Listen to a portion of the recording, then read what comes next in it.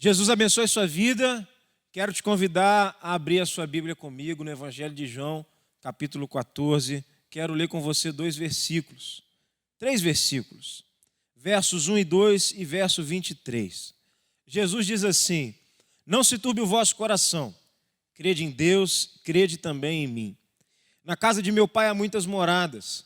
Se assim não fora, eu vos teria dito, pois vou preparar-vos lugar.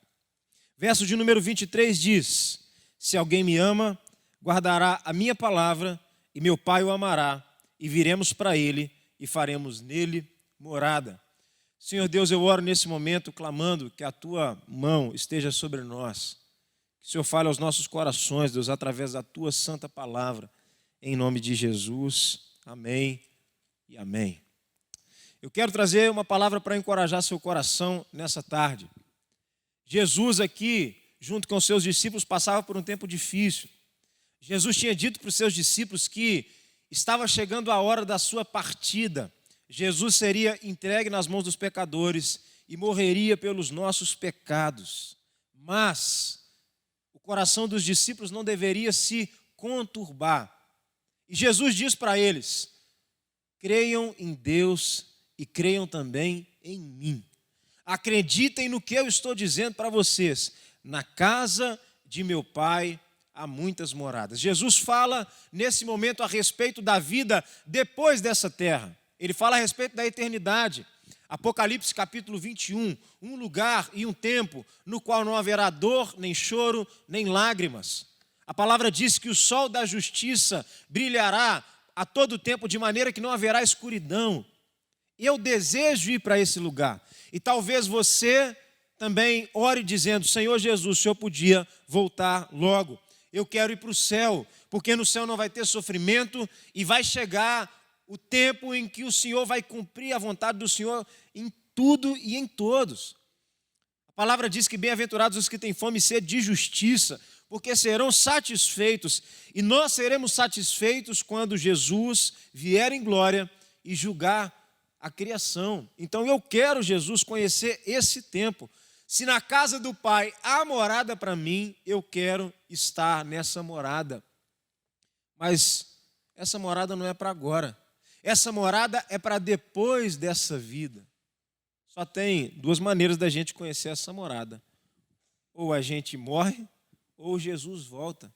E é claro que todo crente vai orar e declarar dizendo: Maranata, vem, Senhor Jesus, nós desejamos a tua vinda.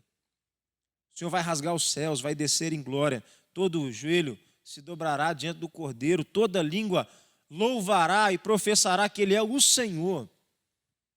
Mas sabe, a gente às vezes ora pedindo a Deus que nos livre dessa vida, e não há nada de errado, devemos clamar: vem, Senhor Jesus. Aliás, essa foi a ordem do Senhor Jesus. Nós devemos participar da ceia, pregar o Evangelho, fazendo menção da sua morte, até que Ele venha, certamente virá. Nós devemos sim clamar: Maranata, vem, Senhor Jesus, mas não podemos nos esquecer. Jesus, quando orou por nós, orou dizendo: Senhor, eu não peço que o Senhor os tire do mundo, mas que os livre do mal. O desejo de Jesus para mim e para você hoje é que nós habitemos nessa terra. Deus tem propósitos para nós aqui. Então você vai pensar: mas será então que eu só vou poder ter morada ou habitar na morada de Deus então depois dessa vida? Não, meu irmão, não é isso não. Jesus está dizendo a respeito agora de uma outra morada, verso 23. Se alguém me ama, guardará a minha palavra, e o Pai o amará, e viremos para ele e faremos nele morada. Existe uma morada reservada para nós na glória, mas existe um lugar para o nosso coração habitar nessa terra. Sabe, nós não estamos aqui nessa terra como pessoas que não têm para onde ir. Porque a palavra diz que Deus, ao invés de fazer uma casa na terra onde a gente pudesse ir e se encontrar com Ele, Deus decidiu descer dos céus e fazer morada no nosso coração. A habitação do Espírito de Deus, a morada do Senhor em nós. Uma vez eu estava numa cidade e, por um motivo, eu não tinha para onde ir. Nessa cidade eu fiquei angustiado, porque eu tinha tantos amigos ali, mas a sensação de não ter para onde ir, eu podia ir para um hotel, podia ir para uma loja, para um shopping, mas aquela sensação assim de, meu Deus, o que eu faço? Para onde eu vou? Você está no meio da rua e você não sabe o que fazer. Eu liguei para alguns amigos queridos e falei, olha, eu não tenho para onde ir. E eles disseram, vem para cá, fica aqui com a gente. Irmãos, meu coração ficou tão alegre de saber que eu tinha para onde ir. Se você já esteve na situação de não ter para onde ir, sabe a angústia que é, mesmo como eu, que seria só uma tarde, uma coisa tão simples aparentemente, mas a alegria foi tão grande de saber que tinha uma casa onde eu poderia permanecer. E Jesus está dizendo para os seus discípulos, não se turbe o vosso coração, porque eu vou preparar lugar para vocês, mas eu não vou deixar vocês sozinhos. Se vocês me amarem e guardarem a minha palavra, eu vou habitar dentro de vocês. Eu estarei convosco todos os dias, até a consumação dos séculos. Jesus está falando a respeito do ministério do Espírito Santo, a terceira pessoa da Trindade, que habita o nosso coração. E eu quero te dar 3 lições para alegrar o seu coração. Eu sei que você está passando um tempo difícil. Aliás, todos nós estamos passando um tempo muito difícil. Mas deixa eu te dizer, Jesus continua sendo Deus, poderoso, amoroso e mais, Ele continua conosco. Em primeiro lugar, a habitação do Espírito é particular aos crentes. Ele diz, se alguém me ama, guardará a minha palavra, meu Pai o amará, e viremos para Ele e faremos nele morada.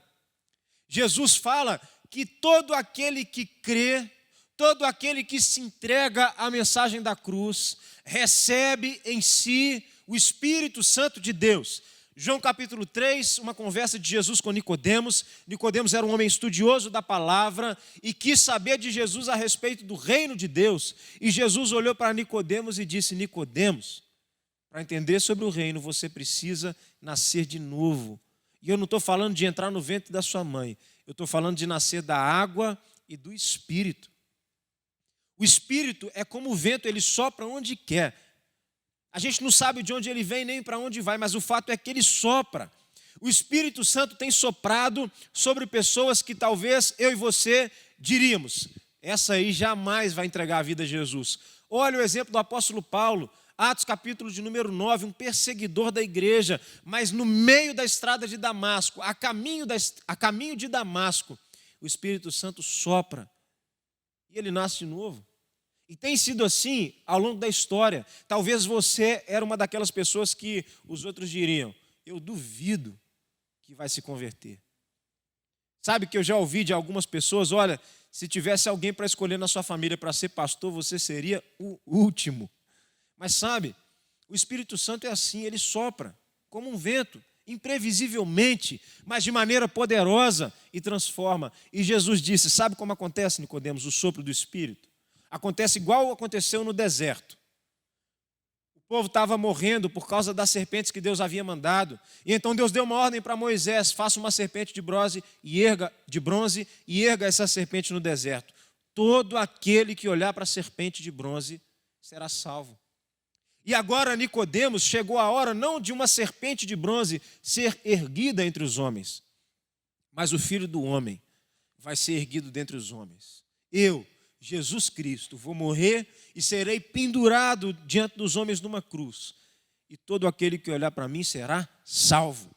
Olhar para Jesus, você pode fazer isso agora, espiritualmente, crendo na mensagem do Evangelho. E deixa eu te falar, se você está crendo no Evangelho do Senhor Jesus Cristo, é porque o Espírito Santo de Deus está soprando no seu coração. E a palavra diz, o Espírito Santo está habitando em você, porque ele habita nos crentes. Se você me amar, guardar meus mandamentos, meu Pai vai te amar e nós vamos morar em você.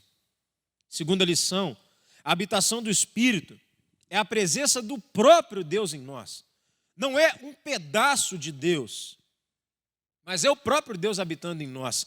Perceba aqui no verso de número 18, Jesus diz assim, depois estude esse texto, não vos deixarei órfãos. Quem é um órfão?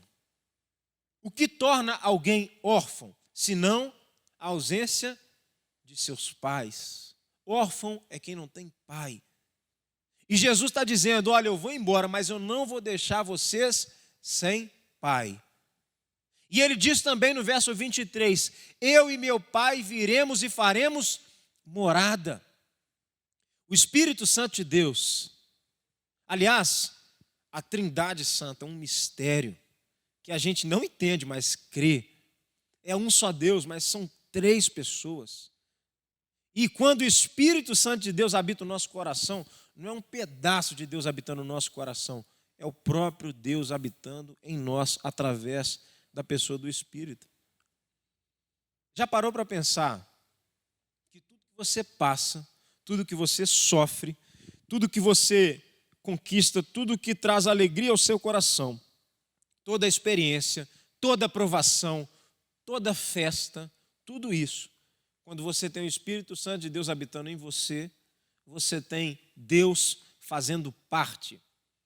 Aliás, Deus é mesmo aquele que faz parte dos nossos sofrimentos, como diz o livro de Hebreus, que nós não temos um sumo sacerdote que não possa se compadecer de nós, porque Ele mesmo foi tentado. Isaías capítulo 53 diz que o Senhor Jesus tomou sobre si as nossas dores. A habitação do Espírito é a presença de Deus em nós. Nesses dias difíceis, deixa eu te falar, Deus está habitando no nosso coração, se a gente crê no nome do Senhor Jesus Cristo. Terceiro lugar, a habitação do Espírito é garantia de consolo e direção. Consolo e direção. Verso número 26 diz assim, mas o Consolador, o Espírito Santo, a quem o Pai enviará em meu nome, esse vos ensinará todas as coisas e vos fará lembrar de tudo aquilo que vos tenho dito. Para mim e para você, existe um caminho de consolo e de direção. Se nós cremos no Senhor Jesus e buscamos o direcionamento do Espírito Santo de Deus, seja qual for a provação que se colocar diante de nós, nós teremos fortalecimento no Espírito. E Ele nos dará direção para que a gente possa vencer esse tempo de provação. Sabe, Jesus teve uma conversa com seus discípulos em Atos capítulo 1, que foi a última conversa de Jesus com seus discípulos. Porque Jesus já havia ressuscitado entre os mortos. E ele ficou dias com seus discípulos, ensinando sobre o reino de Deus, mas chegou a hora de Jesus subir para o Pai. E a palavra diz que aqueles homens olharam e Jesus estava sendo assunto aos céus. E os seus discípulos ficaram desesperados porque não fazia sentido. Jesus, o Senhor já veio, já morreu, já ressuscitou. Não é agora que o Senhor vai inaugurar o reino do Senhor e restaurar todas as coisas? E Jesus então diz para os seus discípulos, olha, não compete a você saber os tempos ou as épocas. Então, vou abrir um parênteses aqui. Todo mundo que fala que sabe quando é que Jesus vai voltar, Jesus falou que não compete a nós saber os tempos ou as épocas. Tudo que a gente tem são os sinais da sua vinda. Mas vocês vão receber poder ao descer sobre vocês o Espírito Santo. Vocês vão ser as minhas testemunhas em Jerusalém, na Judéia, em Samaria e até os confins da terra. A palavra diz então que Jesus sobe aos céus e um dos anjos olha para os discípulos de Jesus e diz para eles, olha, vocês não devem ficar desesperados, porque do mesmo modo pelo qual vocês estão vendo Jesus subir, ele vai voltar, ele descerá dos céus. Nós somos esses discípulos que sabem que Jesus voltará, mas que nesse tempo de espera não cruzam os braços, mas trabalham cumprindo a comissão do Senhor e fazem isso não pela própria força, mas pelo poder do Espírito Santo que foi derramado sobre nós. O Espírito Santo habita na igreja de Jesus Cristo, habita em mim e habita em você. É por isso que nessa tarde o seu coração vai ser consolado, encorajado, fortalecido e comissionado ao Evangelho do Senhor e à missão que Ele tem para nós. Portanto, eu quero te dar 2 lições para essa tarde. Primeiro, ame o Senhor. Ame o Senhor de todo o seu coração. Se vocês me amarem e guardarem os meus mandamentos, eu vou habitar em vocês, junto com o Pai, através do Espírito.